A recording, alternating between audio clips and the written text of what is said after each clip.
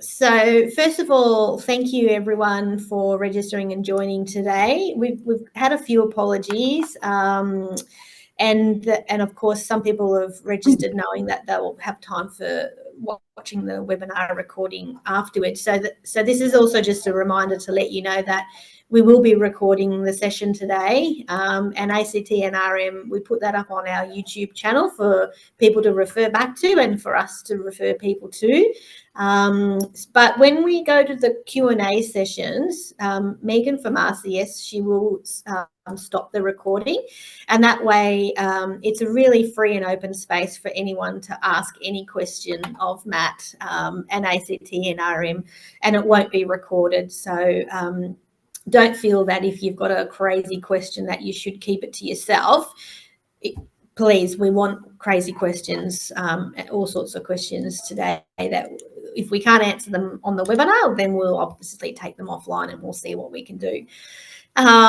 So again, without wasting too much of your time, I just want to acknowledge the Ngunnawal people as the traditional custodians of the ACT, which is where myself and Mary Bonnet, who's in the room with me, hiding behind, she's in between the grass. We're sitting here in the ACT, and we recognise any other people and families with connection to the lands of the ACT and the region.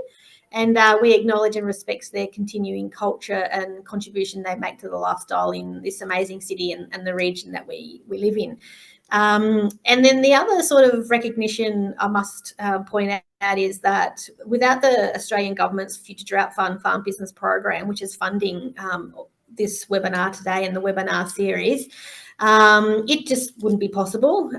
They've been an amazing partner to work with, and it's been going since 2022, and we sort of wrap it up at June next year, but there's already talk about extending the program until 2028. So it's been a fantastic program for ACT and New South Wales. Primarily it's about engaging with farmers, landowners, managers, their employees, to provide subsidised learning and development opportunities in strategic business management, but also their natural resource management as well. So super happy and, thankful to the FDF for their contribution and hopefully their continued contribution. So I don't really think you need to hear anything else from me. I am Jenny Cumberland from ACT NRM. For those who don't know me, I think everyone online does know me at the moment. And also Mary Bonnet in the room, as I said, we are sort of job sharing for the next few years as the Sustainable Agricultural Facilitator, and you'll see us pop up from time to time. But if Matt, you're ready, and Megan, you're ready, I'll mute my microphone, but I'll keep my camera on. Thanks, Jenny. Welcome everyone to this webinar. It's a frightening topic, I suppose, to try and cover in an hour and a half, and it's probably going to be pretty information heavy. But I'd love people to raise their hand if they have any questions going through. More than happy to be interrupted with a question or a clarification that you need. And from that, we'll get started. But please don't feel overwhelmed by the end of it. It's the beginning of a learning curve if you're not familiar with this type of measurement, type of monitoring. So I'll just go to my my PowerPoint, and we will get it going. So the Future Fund. The first question I would like to ask, is the stocking rate the same as the carrying capacity? Does anyone have any ideas or things that, are they the same or are they different? I think a lot of people confuse it and will say that they're the same when actually they are completely different, and they need to both be measured independently. So what we have is that the carrying capacity is what is growing up, and it's from the soil in response to rain and temperature. That allows us what animals that we can comfortably carry. It is out of our control However, we need to manage it so then we can judge for our stocking rate. Our stocking rates are a little bit more simple in that that's what's coming down. That is the measurement of the animals that we're introducing to our grazing area. So if we're understocked, we have more carrying capacity than stock. If we're overstocked, we have more stock than carrying capacity. Our aim is to match stocking rate to carrying capacity. And I would suggest that if we match stocking rate to carrying capacity, then we will never ever have a drought. So I've been matching stocking rate to carrying capacity since 1995, haven't fed an animal since. Now, if we're going to match stocking rate to carrying capacity, the first thing we need to start measuring is our stocking rate. And for those of you that are familiar with this, if you can just bear with me and we'll go through it reasonably quickly. But we measure that with a dry sheep equivalent, a DSE. And the base animal is 50 kilo sheep at maintenance. And 1 DSE is what it will eat in 1 day. That's the start of the measurement, I guess. So it all starts from 1 DSE and what it will eat. Now, typically the old plastic shopping bags that we had a couple of years ago and have since been banned, that is what 1 DSE would look like. If we filled that with grass, then pretty much that was a good measure of a DSE. And there's a lot of bags with much the same capacity. Now, if we have a larger animal, it will be more than 1 DSE. And if we have a smaller animal, it will be a fraction of a DSE, whether it'll be 0.8, 0.5, whatever. But they all are measured by DSE. If you have an animal that is calving or lambing, then we do not measure the lamb or the calf until it is weaned. We measure the mother as a lactating animal, and that DSE will increase. With the cattle, we still measure in DSE unless you're in Queensland, and a 500 kg cow at maintenance actually works out to be 6.9 DSE or 1 LSU. So a smaller cow will have less than the 6.9 and a larger cow will have obviously more.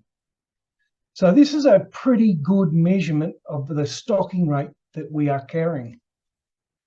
Now, if we're carrying animals, they're not going to be the same in DSE over a period of when we're carrying them. So we can plan our stocking numbers. If we're in a breeding operation, we can plan those out indefinitely because we know pretty much how many ewes or cows that we'd like to operate with in the subsequent years. In a trading operation, it becomes a little less able to project out. However, it's just as important. So we can see we have sheep here that are dry, and then they go through into the 3rd trimester and then into lactation. The cattle, exactly the same. So let's do the sheep first, and we go to the animal standard units table of an adult DSE. And you can see the 50 kg is at 1. These animals are 55 kgs. Now, you don't have to go in and weigh each one. You can have a pretty good estimate of how big your animals are and then just go off the tables from there. And it will be dry at 1.07. Then we have singles and twins, and obviously the twins will be higher. And this is in the 3rd trimester only. And then in lactating ewes, we have singles and twins. And again, the twin is carrying a lot more DSE. So we can start to fill out our table, our stock planning table from these standard animal units. So 100% dry, and we know from our table that it is 1.07. And that is up till June in this case. In July, then we know that they're going to be lambing over 2 months. So we've got to average out the third trimester, because half will be in the third trimester and half will still be dry. So it's just a simple calculation of averaging and we're assuming here that half have twins and half have singles. So we've averaged the half of the singles and the twins and then add that to the dry, and that will give us a 1.2. So this is all very simple mathematics, yeah? Now we know that the next month we have half that are still in the, or that have become into the third trimester, and half that have lambed. So again, we just use the same averaging. We have an average between the singles and the twins for third trimester, and an average for the singles and the twins for lactating, and that will give us 2.32. And then we go straight into the lactating animals, and they will be, again, we've assumed that half will be twins and half will be singles. And you can make any assumption you like on what you're expecting to breed. But in this case, they're highly fertile, and the average N is 3.2. So you can see the DSE changes considerably over a period of year, a year's period. And we need to know what demand we are going to have to carry through that period. Then we go into the cattle breeding. So we're only working with DSE in this case, and you can see them highlighted. We have dry, 7.9 for 500 kg animal. In the third trimester, it goes up to 8.37. And when it starts to lactate, it doubles, or more than doubles from a dry. Bit simpler, we don't need as much averaging. So we have 15.18 for lactating. Then we've weaned, and now we go back to 7.09. Then we've got half going into the third trimester and half still dry. So just a simple average will give us 7.73. And we're assuming we're having 100% calving. Now we've got 2 months in the third trimester. Then we're going half third trimester, half calve. And then finally we've got the wet. So you can see the DSE changes considerably over the year. And when we overlay that on a chart, you can see the red line is what the average DSE would be over the year. The blue line is the actual DSE. And you can see the demand changes significantly through a year. Do we think it's important that we need to measure stocking rate through a year? Does anyone measure stocking rate through a year and the changes of the DSE and everything that goes through? So if we measure stocking rate, how do we measure the carrying capacity? And this is where the rubber can really hit the road. So I'll go back to our PowerPoint. How do we measure carrying capacity? This is where it starts to become a little bit more technical. We need to measure a standard carrying capacity for our land to be able to measure our stocking rate against. So we have our stocking rate, our theoretical stocking rate, and that is measured in dry sheep equivalents.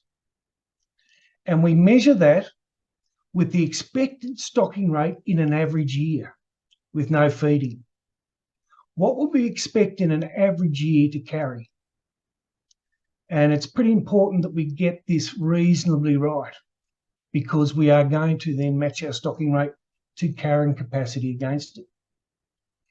Then we need to add time, because DSE as a measurement is nonsense in a carrying capacity terminology. So we need to measure time in days, and that will be usually 365 days for 1 year. So then it becomes DSE times days.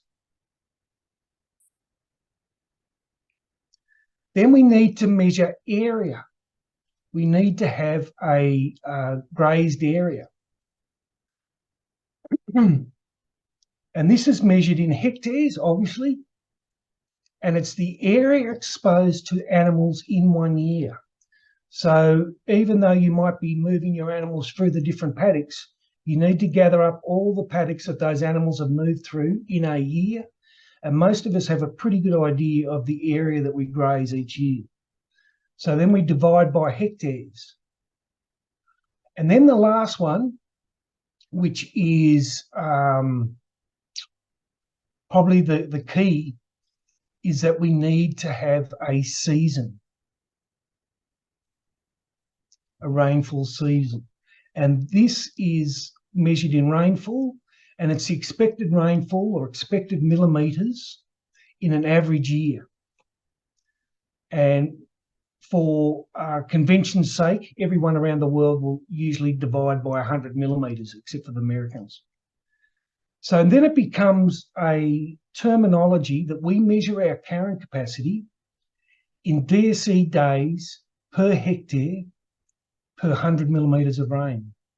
So we've taken into account the stock that we expect to carry, the amount of days that we're carrying them, the area over which we are moving those animals, and then the season.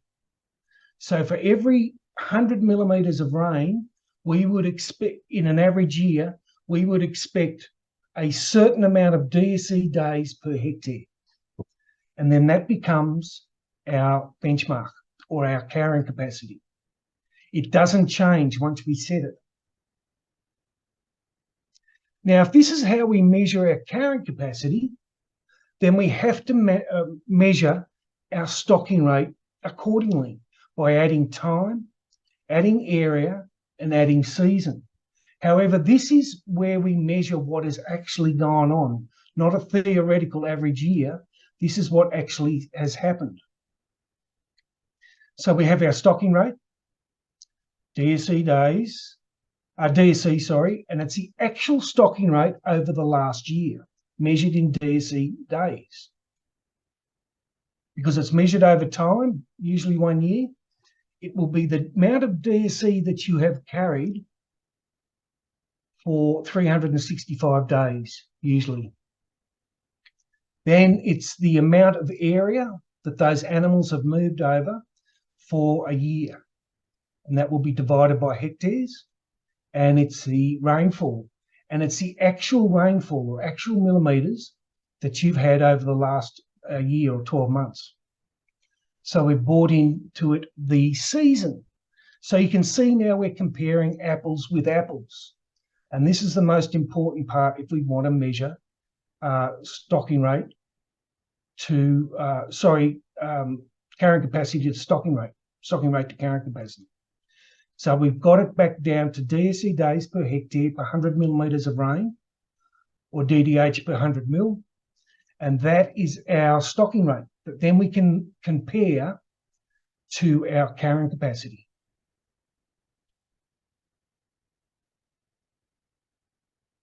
Pretty easy to measure what has happened. Yeah, we know how many animals we've carried over the last year, and if we can convert it into DSE, obviously we know the year, we know the hectares that they've grazed, and we know how much rainfall we've had.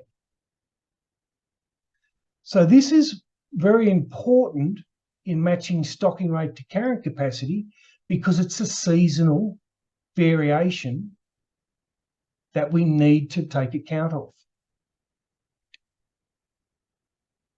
Average rainfall is a unicorn, and this is where we're getting right to the crux of what I would consider one of the major issues, major problems with Australian agriculture. This is how the industry language around rainfall. We have a perceived normal with some natural disasters in inverted commas at the extremes. Yeah. When we actually look at rainfall, it looks more like this. And yet so many of my peers are managing for that. And this is where the problems begin. If we do not accept the reality, this is where the big money is costed. This is where the damage to our ecology is manifested, and our social angst in our industry. As I said, if you match stocking rate to carrying capacity, you will never, ever have a drought. Droughts are man-made. People choose to go into a drought. This is really important to consider. And it's because they are not accepting the reality of rainfall. If we can start to match our stocking rate to carrying capacity, then we start to acknowledge that our rainfall is not does not hem around our average. Now, when we're looking at rainfall, we talk in the 12-month rolling rainfall. Because if we're measuring our stocking rate to carrying capacity, we need to know how many stock that we've carried for the last 12 months and how much rainfall we have carried for the last 12 months. So we have a rolling DSC days and we have a rolling rainfall. Pretty easy concept to get hold of, although I understand that I'm throwing a heap of jargon. To break this down further, this is a property, and the average, not the average, this is the actual yearly rainfall. And you can see it's very variable, which we accept in Australia. And you can see the mean is around the 500. The lowest is a bit over 200 mils. Then we look at the rolling rainfall and we get a completely different picture. It becomes even more volatile. And you can see that it has gone to about 100 millimetres in the lowest points. So annual rainfall is pretty irrelevant. All I think about now is rolling rainfall. And my experience at the moment, people have had good rain. I'm from Wellington, Dubbo area. People have had excellent rain over the last couple of months in Queensland, in Victoria. I've had rain. It looks good, but I would still consider that I'm going into a dry period. And I'm stocking in accordance with what my figures are telling me. So rolling rainfall is a pretty easy concept. If we have a 12-month rolling rainfall, a July 12-month rolling rainfall, and we want to move into an August rolling rainfall, we subtract August 19 and we will add August 20. So then we get an August 2020 rolling rainfall.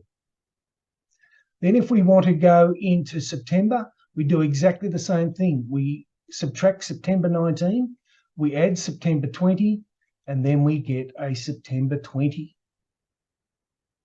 rolling rainfall.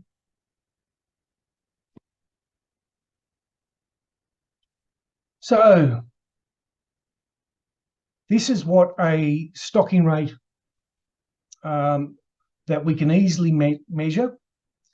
And this is what it looks like on the Excel spreadsheet, which I'll go into shortly, that Jenny kindly passed out this morning. So we know our actual stocking rate, we know the amount of days, we know the area that the animals are being exposed to, and we know the actual rainfall. And it will change over time. So we can see the green line here is the stocking rate. And it is going up, even though the amount of stock probably hasn't changed. The stocking rate is increasing. That's an important concept. And it's because the carrying capacity is decreasing, usually for a lack of rain. So your stocking rate can be going up even though you have not changed your DSE rates. We need to know this, especially when we're going into a dry period. So we need to measure our carrying capacity. And again, this is the expected stocking rate over usually 1 year to the area exposed to animals in 1 year and the expected rainfall. Now, the benchmark does not change because we've based it on an average year. In this case, the benchmark is 700. So I would suggest that the stocking rate has increased. If they break that benchmark, then that's when the wheels start to fall off. So they are through from June through to December, they are walking on a wire rope. It is very, very touch and go, I guess. They need to start pulling levers if things change. In the same stocking rate, if their carrying capacity was at 550 DSE days per hectare per 100 millimetres of rain, they are in a world of hurt because their stocking rate is gone through their benchmark. As soon as, my experience has been, as soon as your stocking rate breaks your benchmark, when you get your benchmark settled down, then the feed carts are out. The longer it's in there, the dust starts blowing. You start buying a lot of feed, spending a lot of money. And this is where socially things start to break down. So in the last dry period, I don't call them droughts anymore, I call them dry periods. In the last dry periods, I lost 2 friends in the dry period, or the drought, the extended drought. Both were very healthy and both had heart attacks from the stress, the financial stress, the emotional stress, the ecological stress of going through a dry period. This is really serious business. And if I had my way, anyone that had a land holding over 50 acres should submit this every year as they would a tax return. There is an electronic grazing chart, we call them, that is available, that's been created by Grazing. And this is some data from there. So you can see the rainfall in the blue columns, and it is the rolling rainfall is in the orange part. So as the orange part goes down, we're going into a wetter period.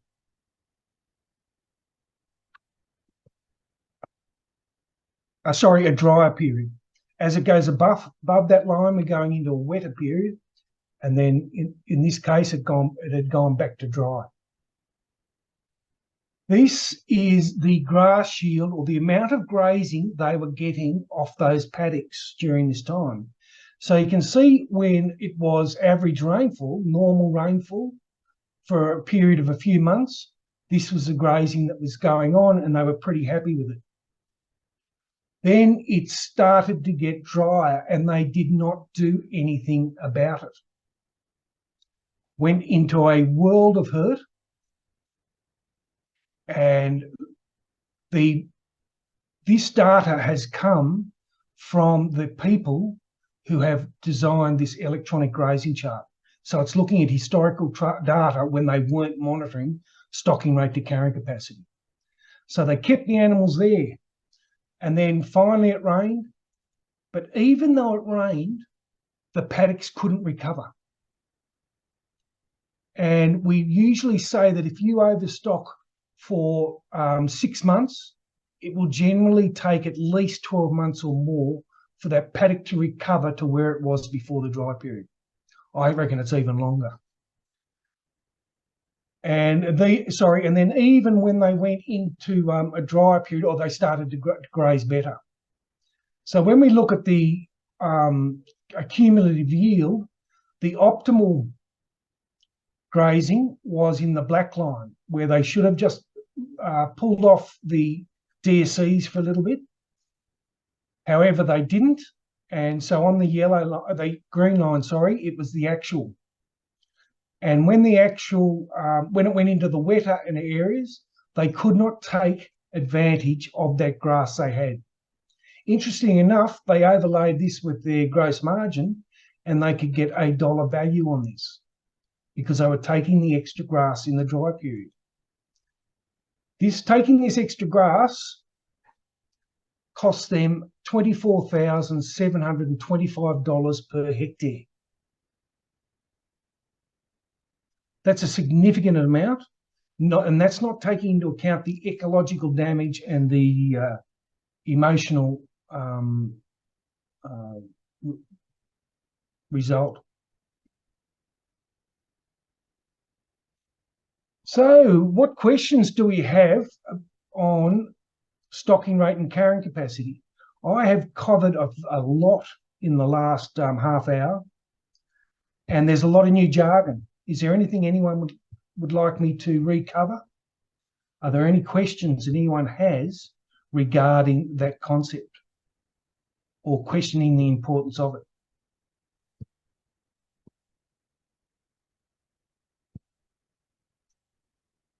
Nina, do you have a question? Yeah, I do. I did a bit of maths while you were talking. So if my DSE is 1,763 and I multiply that by 365 on 320 hectares divided by 100 mil, I came up with 20.1. I have no idea what that means. So it would be divided by, instead of 100 mil, it would have been divided by your rainfall you've had over the last 12 months.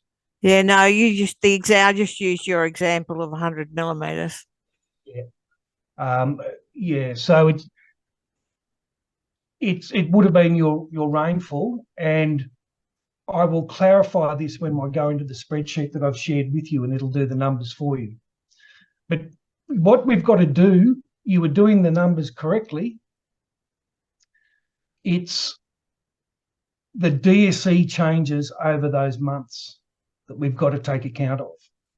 Do your DSEs change over the 12 months that you're talking about, Nina? Or? Yeah, but I still don't know what the 20.1 means to me. So that would be DSE days per hectare per 100 millimetres of rain. But the DSE per day, carrying capacity per day. So you would have had 21 or 22 DSE days per hectare over the last year if we carried that DSE. But on the graph, what's the median for that? You've got to work that out for yourself. So what we need to do is work out your average season. And so it would be what you'd expect to carry over the long term and what you'd expect your rainfall, your average rainfall would be, your area over 365 days. So the 20.1 is the expected stocking rate, yeah? Let's work this out. So can you keep talking? I'll just go to an iPad so I can work it out with you. Where are we? So we have, Nina, we have 17, how many DSE? 1763. 763 times 365. Yeah. And just let me work that one out for a moment. So that is,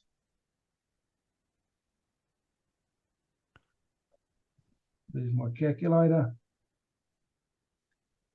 3 times 365. So that gives you, over the last 12 months, if that DSE was the same, you have had 643,495 DSE days. Right. Sorry. But I've divided that by the hectares. Then we've got divided, so 643,495 divided by the hectares, which, sorry, was Nina, was 320. 320.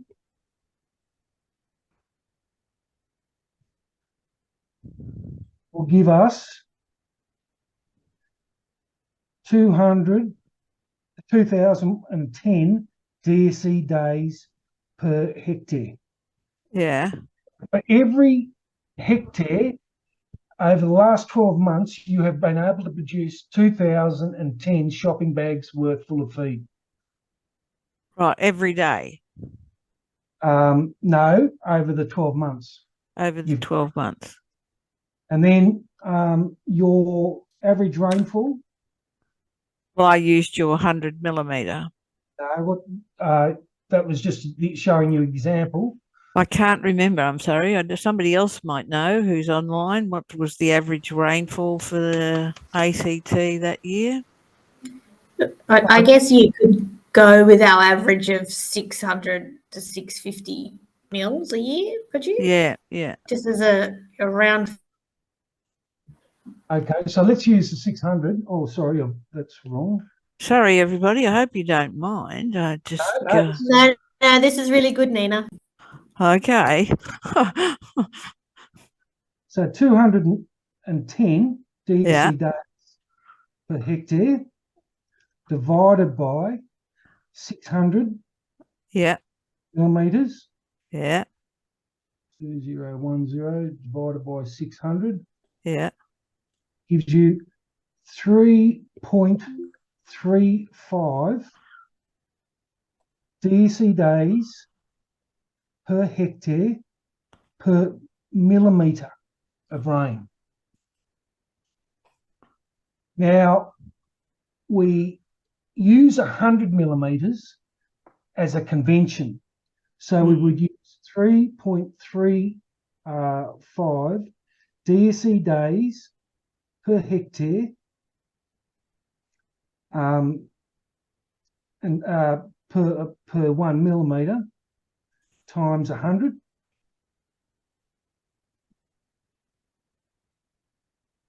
And that would give you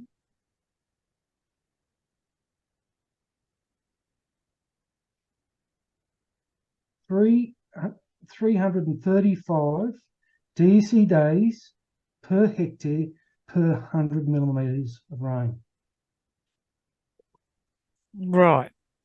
Now, that is what you've been running, yeah? Now, Right. I'll just stop the share. If your benchmark was at 200, Yep. then you know that you've been way overstocked. If your benchmark is at 350, then you know that things are pretty good, but you don't want to increase your stocking rate too much. Does that make sense? Right. Okay. So do I use 335 as a benchmark? This is a difficult question. I knew I'd be asked this, so I've done. Sorry. No, please, don't be sorry, because it's a fabulous question. Why I'm saying it is because quite often we have a lot of trouble to get our benchmark right. Yeah. And we need to work with it over a couple of years. But I reckon the benchmark around the ACT and surrounds would be about 300 to 350. There you go. That's my guess. Interesting. And that's what I'd start off with. And if it's not matching that, whether you feel you're understocked or overstocked, then you would adjust your benchmark to suit that. Yeah. And once your benchmark is set, it will be set for years. And what we find is that it doesn't really change until a significant dry period. And then after a dry period, if you've managed your dry period well, where you haven't been overstocked, you haven't, your benchmark will lift. Everyone else's will fall down, and that's what I'm seeing in my district now. It's like in your graph that you've put up. Yeah. Does that make sense? Yeah. Thank you. No, please keep the questions coming. That was fabulous. Mind you, Nina, you put me on the So, when I was doing my maths. But anyway, it worked out. yep. Thanks. Thank you. Is there any other questions anyone would like to ask?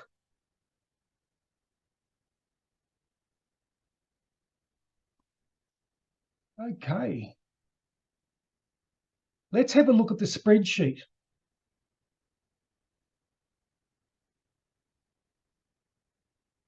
And this is, I'll just increase this. What it looks like. So basically the setup is pretty easy. Leave it in DSE and just put your property name there. You can create as many of these as you like. But what I'll go to number 2 that has been filled out, just to give you an idea of what happens. And you only fill it out where the cell is yellow. So you've put the rainfall in this year and the rainfall in last year in rows 5 and 6. Then the stock days a year ago. So you have to go back for 12 months and work out how many stock you were carrying, say in January, and then so the DSC per day, and then multiply it by the 31 days in January, and you will come up with so many DSC days in January for 1 year ago. And this is the most time-consuming part, but it is well worth doing because you'll only do it once. After that, all your DSC days per month will be automatically calculated. But you'll have to begin with, you'll have to put it in for each month. And then in the bottom part, you can put in all your types of animals that you're carrying at any one time, that could be carrying.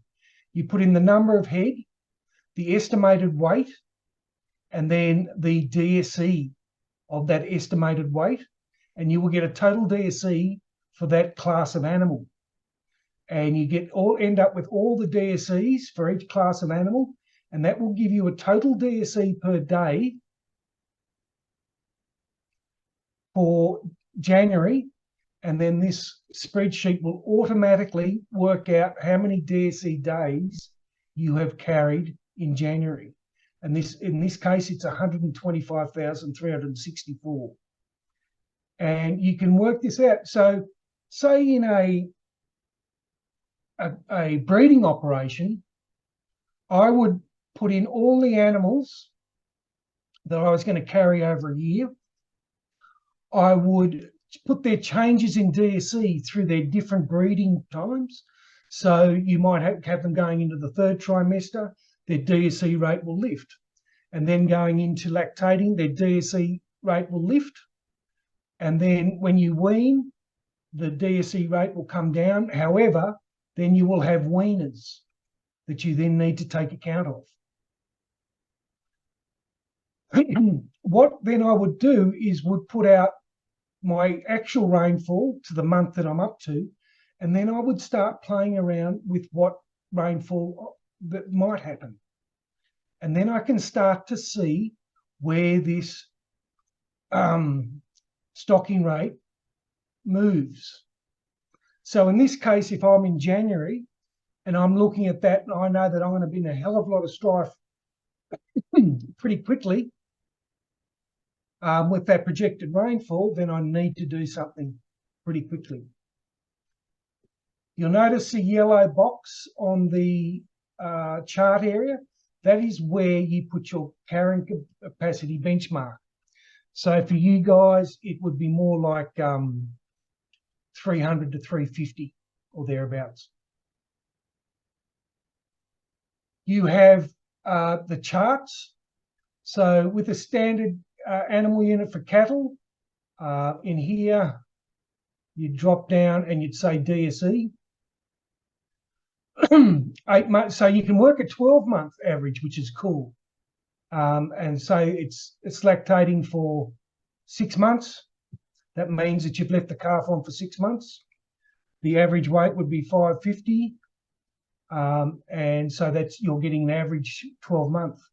For a dry cow, say we're 550, and that gives us our DSE.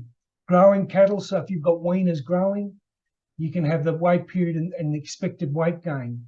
So if I've got a 250 weaner, oh, sorry, not that big, and I expect to be putting on, say, what have they got? You see the little drop-down boxes. So 0.75, and that will give me the 7.18. With the sheep, much the same. You have a 12-month, and then you have specific, and then you have growing sheep.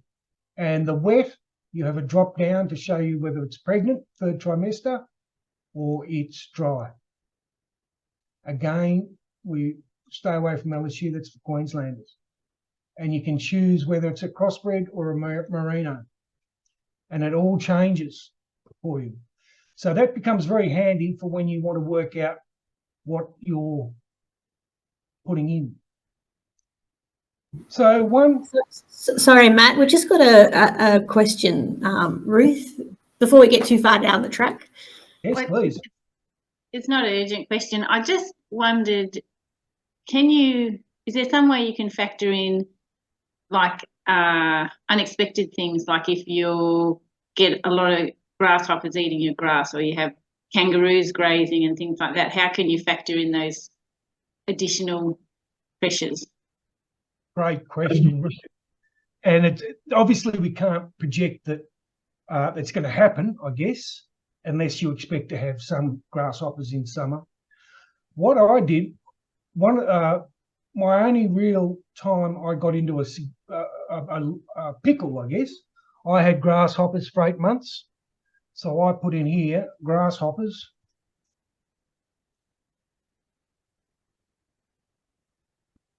And I said that, say 1, and their DSC rating was, I don't know, probably more like 500. So they're a stocking animal, yeah? Or if you've got kangaroos, a significant amount of kangaroos, you can put the kangaroos in. Does that help, Ruth, or? Yeah. Yeah, sure, yeah. That's the way I classed it. Any other questions regarding this? The other thing is you put your area. So in Nina's case, it was 320 hectares. So that's where you would put in your area that you are grazing. If you wanted to get this going, then I would suggest the easiest way would be to do one of these. The hardest thing you will find is working out how many stock days you had a year ago. And so you might want to use this table to work out how many stock days you're getting, and then just transfer it to a new table. But it is well worth doing. I think as a projection tool, this is outstanding. So I would spend a lot of time projecting on this tool to find out what my grazing was looking like 6 months in front. Because if I make a small adjustment here where I might get rid of, I don't know, 10 cows that I really don't want, it will make a huge difference to my stocking rate in 6 months' time, because that's a cumulative DSC days that I've got rid of. So small adjustments early make a significant impact on your overall stocking rate. And you can really start to manage it and out, so you'll never, ever get into a forced sale situation. And what you'll find is you'll be selling animals and everyone else will think it's fine. So I was telling you that I'm still in a dry period, and I'm selling, I'd sell lambs now, because I'm not going to hold them going through autumn and winter. I know there's great money for lambs at the moment because everyone's got a bit of feed. Sell them now, because I know things aren't looking good and we'll need significant rain events to be able to move that. Does that give you an idea of how powerful this is, and why I think every landholder should be made to submit one with their tax return?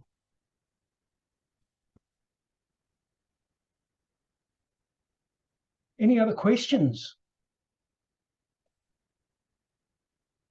I've covered a heap, introduced a heap new terminology. Can I just ask one more?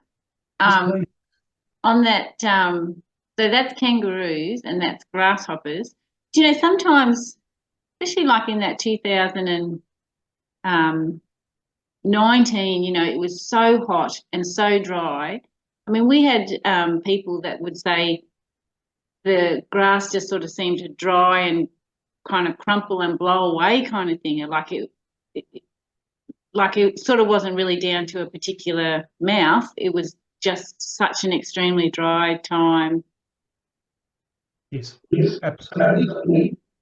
And I've seen that too.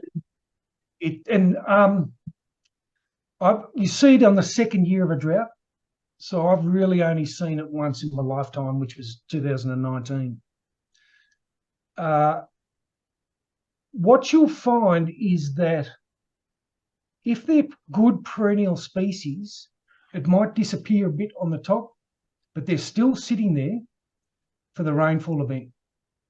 Now, what most people forget is that it rains in a drought. So the worst drought that I've had where I am, it rained half the amount of what I'd usually expect. Yeah. So you're still going to get rainfall. And it's a case of you might have to go a little bit deeper than you would expect. Because if you think, if you've got a breeding herd of ewes and they're 1,000 DSC when they're dry, yeah, but your capacity is 2,000 DSC or more because you need to cope with them when they're lactating, yeah. But if you keep them dry for years on end, then you're only running at half your capacity. So then it becomes a lactation problem. Am I sort of making sense, Ruth? You'll find there's a lot of properties, a lot of people that are getting right up into early weaning.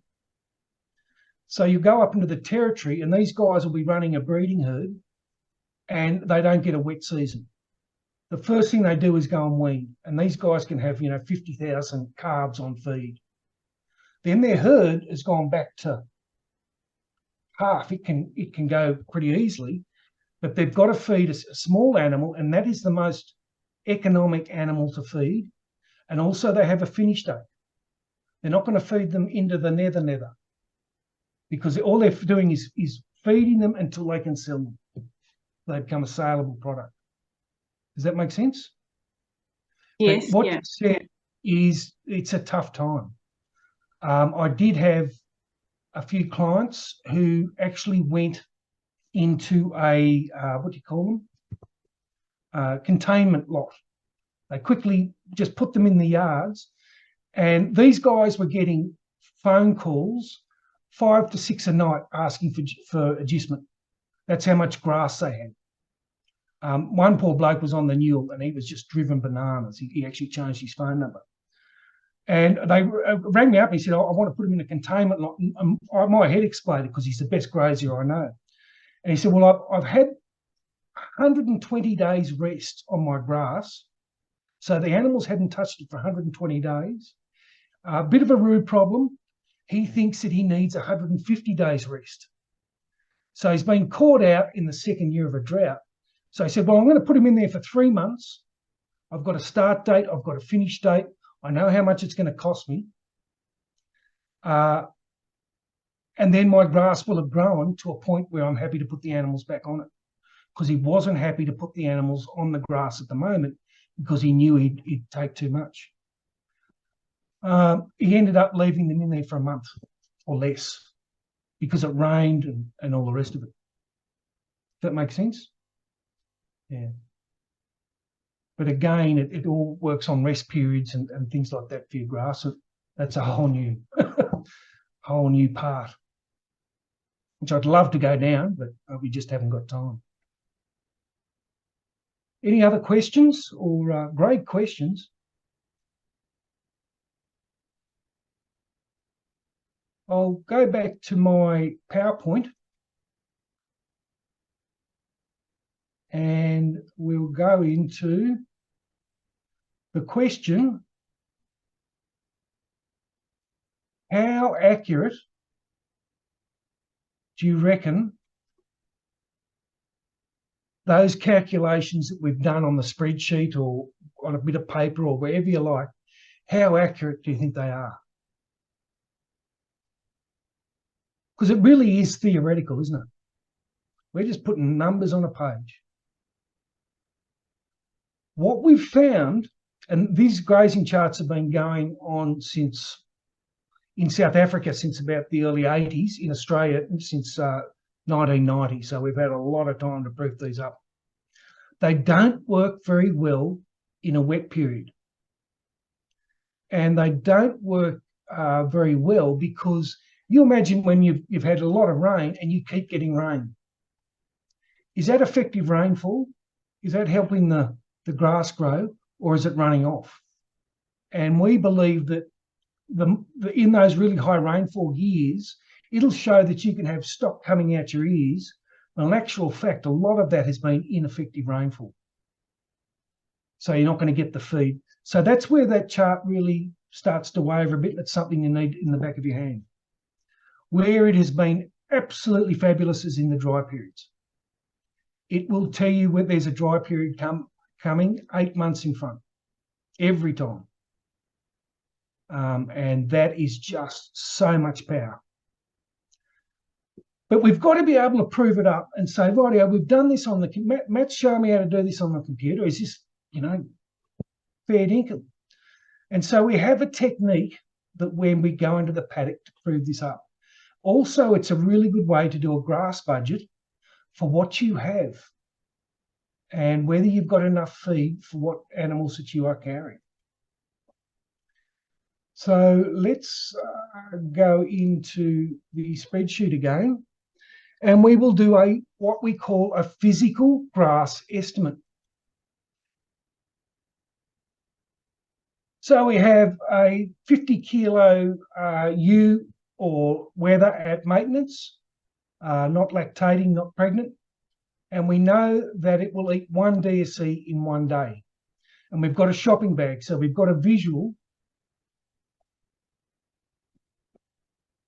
for what we think that animal will eat in 1 day. So we'll go out to a paddock, any paddock that you choose, and we will try and step out an area where we think that one animal could get enough to eat for 1 day and still leave at least half of the grass that's still there. So in this case, we go out into the paddock and we do 5 metres by 5 metres. And we reckon that if we pulled out half the grass that was there, that would fill a shopping bag and that would be a DSE. And we're only choosing the grass that they're going to eat. We totally ignore anything that's not palatable and not going to eat. It just doesn't come into our equation. So we're looking for palatable grass that they're going to eat, and we want to leave at least half of it. So we've got the grass. Estimated grass to fill that bag would be half, and it goes into the bag, yeah? Now we have a really good estimate of 1 DSE day, what it would take one animal to eat in 1 day. Another way to visualise it would be to put up a little temporary fence of 5 metres by 5 metres. And if you put a 50 kilo animal in there, they'd be quite happy for 1 day. So then we can work it out, how many DSE days per hectare we have. So we've got 1 DSE day equals 25 metres squared, 5 metres by 5 metres. Our DSE day per hectare is then a hectare, which is 10,000 square metres, divided by 25. So pretty simple equation. Now we have 400 DSE days per hectare. Now, if that representative 5 metres by 5 metres is representative of that paddock, then we know we have 400 DSC days per hectare of available feed in that paddock. Pretty cool. So then we go into a 40 hectare paddock. And you'll notice we've got the 25 square metres corner in the corner, where we've judged that 25 square metres to be a pretty good representative part of that paddock. The DSC days per hectare in that paddock is 400. Therefore, DSC days in a 40 hectare paddock is 400 DSC days per hectare times 40 hectares. We have 16,000 DSC days in that paddock. And remember that there'll be more than half the feed still available when we take those animals out. So that's a pretty good estimate.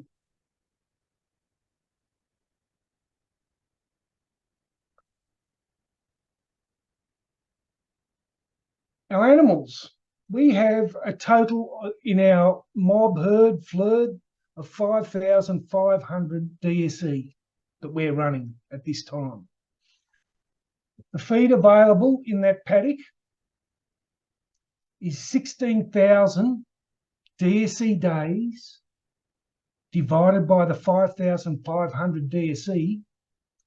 There is 2.9 days, or say 3 days, grazing in that paddock. Pretty simple. Work out what we think a DSE would eat, still leaving half and ignoring the non-palatable. Then we work that out on a per hectare basis and then multiply it by the number of hectares in that paddock. And then that will give us the amount divided by the amount of DSE in our mob, and that will give us the amount of days feed in that paddock. How does that sound? Pretty simple. How accurate do you think it is?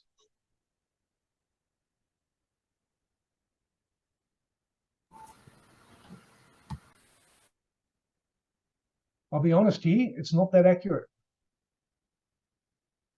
Because it becomes accurate when you do it for a few paddocks, but you've always got to get your eye back in.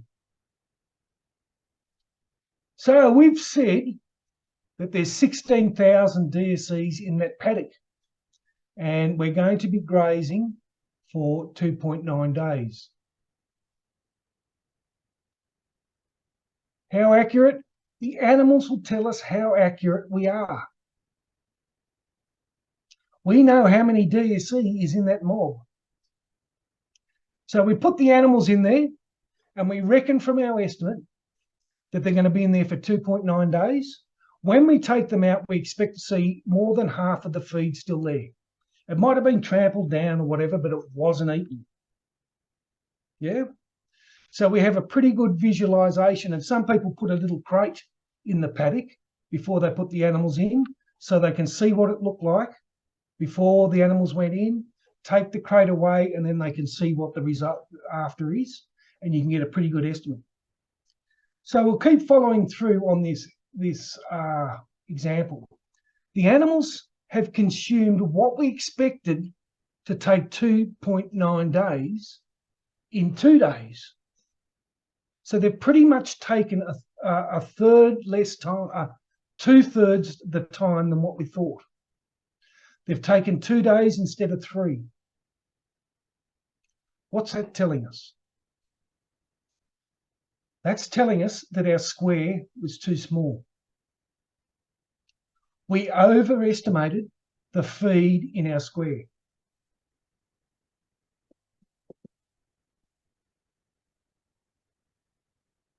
So we had a square of 5 metres by 5 metres. Wrong.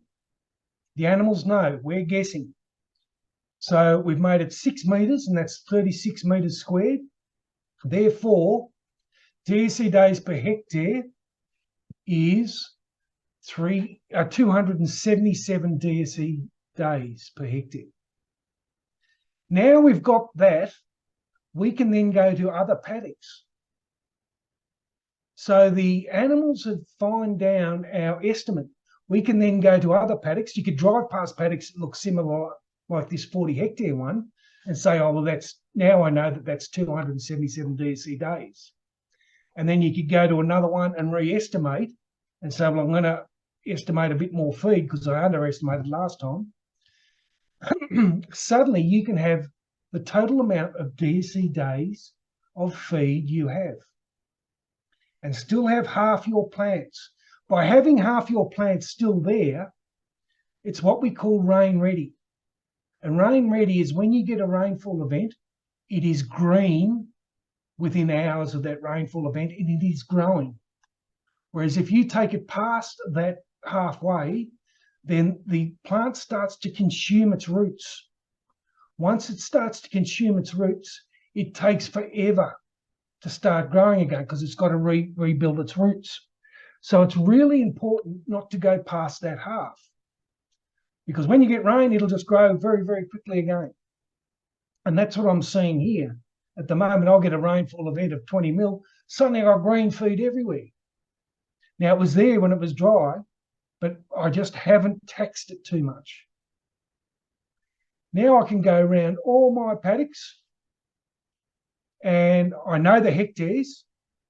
Now I've got a really good estimate of the DSC days per hectare. Now I know the total DSC days in each paddock. In this example, I have a total of 433,221 DSC days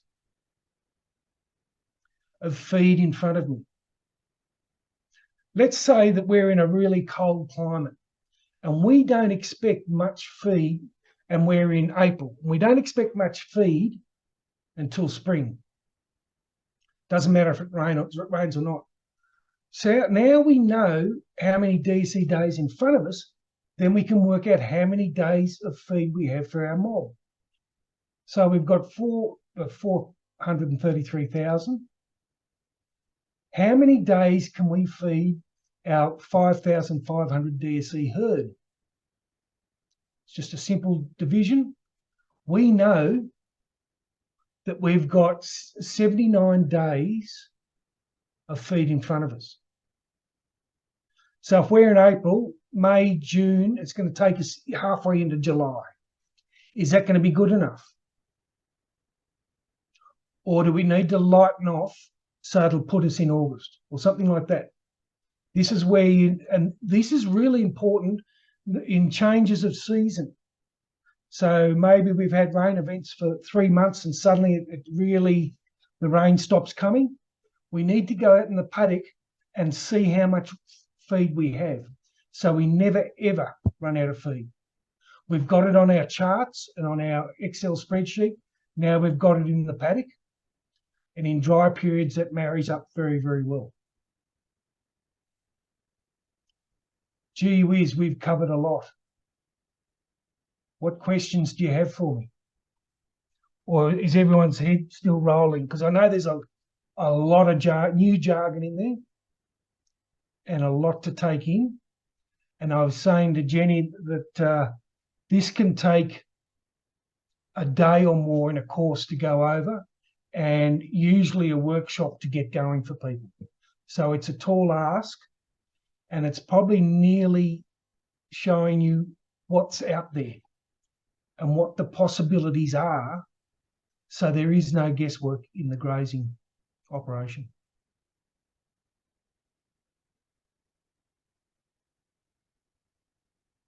Any questions? Anything anyone would like me to work out? Would anyone like anything re-clarified?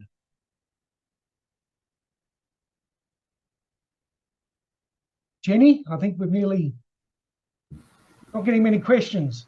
I think we've exhausted everyone. But I just wanted to reiterate what Matt was saying, particularly to the people online here today in the ACT, if this is something that you are interested in and keen, and obviously it's going to be beneficial for your business, we can engage Matt and RCS to come and do sort of like an intensive day with us. Or if you want, there's the opportunity of having a personal coach to come and help you with some of these figures and data for your property, particularly if you're looking at, trying to work out where your bench line is. We've got assistance that we can help anybody in the ACT who's interested. So just keep that in mind and digest everything that you've been learning today from Matt, and definitely get in contact with ACT and RM if we would like to have more intensive workshops here in Canberra. Because I've been running what we call basically a grazing chart for 28 years. I could not run a property without it. It is that important. If this is one thing that I could pass on the grazing industry, it is vital. And it's not difficult. The jargon's the problem. We've changed the jargon, and it's you just got to get your head around it and get it going, and then off we go. It's really sweet. And I really like how it's can be used across any land size. You were sort of saying anything from 25 hectares and above. We should all be looking at using these tools and resources. Absolutely. Anyone that manages land, you guys from around Canberra, you better go and get those pollies to make it compulsory, because you can imagine what the effect is for me when we go through a drought and I'm watching the hurt in my district, and these people didn't need to go through that. You can't, you can lead a horse to water, but you can't make them drink. But they continue to fight against this.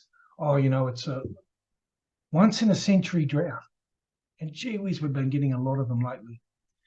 And I think when I drive around, since the last dry period that Ruth was talking about, all our landscape, generally, all our landscapes carrying capacity has dropped. So the next drought will take less than the last one. But please, if I have any effect on your business life at all, if we could implement this, it would be, I can't recommend it enough. Okay. I do have one question. Yes, please. More of a philosophical one, really. But given that this tool is out there, it's been out there for so long, why do you think more people don't take it up, or even people that have completed the training don't persist and keep their grazing chart going? Like, it seems such an excellent tool to use. Do you have any sort of insight into what sort of holds people up from using this? There's a couple of things. One that I find most distressing, Ruth, is that I went through the RCS 7-day course in 95 with a lot of friends around Wellington area, and we all got the grazing chart up and running. What I found was that we needed someone that had theirs going to come and sit with us to get ours going. RCS has changed our philosophy since then, and we'll actually make sure that you get it going easier. But it seems a hurdle, but the most distressing thing I see is these guys have run a grazing chart for 15 years and then said, no, it's in my head now, I know, I can see, and just did the drought so badly. Because what happens not only in a drought is you don't destock early enough, you get these false starts where you'll get a heap of rain and people think the drought's over. If you look at your chart and say it's not over, and everyone gets enthusiastic. The other thing I think is the jargon. Saying we can work out the DSC, but if we want to compare it to carrying capacity, we've got to add time, we've got to add area, and we've got to add this season. And so DSC days, well, what's that? And then they start getting into the millions or whatever, and then divided by, it's just so new. So there's people at LAPS that really piss me off, and there's people that know about it and haven't implemented it, that if there's anything I can do, if anyone gives me a call, you know, how do I start? Bang, send it to me and I'll get you going, whatever. No cost. It's that important to me. I'm just, it's a distress. So I don't know if that helps, Ruth, but I know there's a lot of people that know about it and haven't implemented. No, yeah, thank you. No, it's just interesting to know your thoughts. Thanks. Yeah. And it's amazing how many people have got mire, and that's been a really good thing where they've actually got mire and they're getting dragged into it in some ways, which is great. Any other questions? Just on mire grazing, Matt, you mentioned the rainfall story slide that you had. Is that still, you know, like mire grazing is a subscription access, isn't it? Do they have any sorts of tools that aren't part of the subscription that, you know, people can look at and utilize, or is, you know, like that rainfall story was obviously coming out of somebody's property who was subscribing to mire grazing? I'm just sort of wondering, you know, like in order to utilize their resources and knowledge and that sort of stuff, is it sort of still subscription based? I mean, obviously RCS has amazing resources and tools online for free. Is mire grazing sort of still in that subscription area, which is preventing people perhaps jumping on board and having access to the resources? Yeah, and as far as I know, Megan, you might catch me up on this, they don't. Well, they do? No, they don't. It's cost them a lot of money, I guess, they're holding that IP. But can I be really brutally honest? That spreadsheet that I gave you, for forecasting at the moment is so much better than mine. So much easier to get around and to change and to play with, because in mire you've got to go in and buy and sell animals, which becomes very tedious, whereas on a spreadsheet you can just go and quickly change. So I think if you had employees, mire is excellent, because then you can put in all your moves and it shows you all your moves, but it's a historical thing. The spreadsheet I gave you is, you can run it as a historical. It's the power of the projection that is just amazing. You know, people get on rainfall websites when it gets dry. You know, I call it rain porn. You know, they get on and look for, they look for all the forecasts until they find one that looks good. This is what I used to get on at 3 o'clock in the morning, saying, oh man, you know, I was driving around today and it was keeping me up, and I'd start to play, you know, what happens if I take this few DSE out? And you start to fall out of love with some of the animals, and, you know, rightio, in the next month, maybe I should take out, you know, 50 DSE or 500 DSE, doesn't matter. Just to adjust it. And look what it does to my curve, you know, 4 or 5 months out. And that will hold me off for another month. And then suddenly I can relax. I can go back to sleep. So I'm not worried about things that I can't control. Yeah. And that is the best thing that this has ever given me, that I can actually control. I can't control the weather, but I can control my stocking rate. And that is the lever I have. And the sooner I pull it, the less destock I need to do. And it's fabulous. Yeah, that's great. And I think your passion is infectious. But you're right, you know, like there's this spreadsheet that can be used, and of course it might take a little bit to set things up, but, you know, set it up with the right data, you're going to get good data coming out the other end. That's a whole, you know, data management sort of thing. You get shit in one end, you're going to get shit out the other end. And, you know, so therefore we have access to amazing people like yourself, and we can organise these sorts of one-on-one coaching or group workshops, whatever the case might be, to get our regional farmers on the right track. So, you know, I can't iterate that enough to the people online and anyone that sort of watches this recording within the next 12 months or so. You know, we please get in contact with ACT NRM. We can help you begin this journey or perfect this journey if you've already sort of started and you're getting all a bit confused and there's figures going everywhere. You know, there's help out there. So yeah, thanks, Matt. Did you want to wrap it up? Or?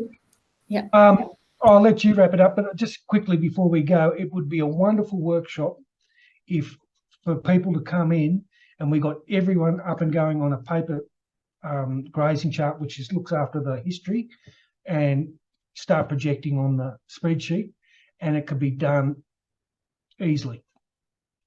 Yeah, I would love for us to be able to do that.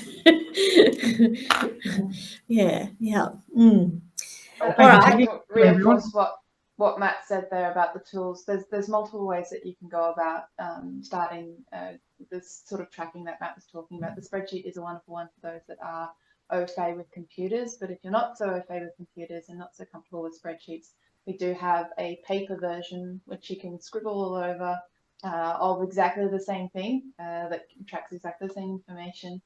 It's just in a hard copy format, if you will.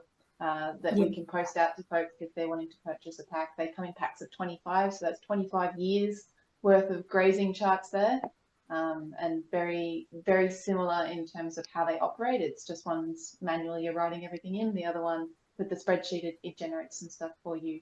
Or if you want to take that next step in terms of automation for especially the historical records, then Maya Grazing might be something that you're interested in. But that's something for you to assess for your own business, because of course with the subscription it becomes an overhead that needs to be borne by business. Yeah, that's great. Thanks, Megan. I would love to, get you guys down to Canberra and we can have some computers set up and we can have some paper charts everywhere. we can definitely cater to everyone's needs and abilities. But I just really want to say thanks to Matt and Megan. It's been an absolutely amazing webinar again. I want to say a super thank you to all the participants online. It's great to have you guys come and join us and your participation in the questions as well. Really appreciate everyone's time. It's a always busy time of the year now, but it's fantastic that you guys support ACT NRM and you know, for us to deliver our programs, because without the farmers we're just sitting in an office in the middle of Canberra looking out the window. So I guess I just want to remind everyone that we do have another session coming up as part of the webinar series, and that's on production, which is Monday the 25th of March. Some have already registered, and again we'll be sending out reminders and any sort of documents that you might need beforehand. That one, the next webinar is back with David McLean, and then Matt joins us again for the fourth one. For any ACT rural landowners that's on the line, which is nearly all of us, just want to give you a quick little reminder that if you want to make a comment on the Future Drought Fund drought plan that's currently out in consultation process, if you jump onto the ACT Have Your Say website, you've still got an opportunity to make comments or provide information on the ACT drought plan. Beautiful. Awesome. Thank you. All right. Well, I don't have anything else to say unless anyone else has got something that they want to say. No? All good. Well, thank you, everyone. Enjoy the rest of your day. Have a safe day, and we'll catch you back on the 25th of March.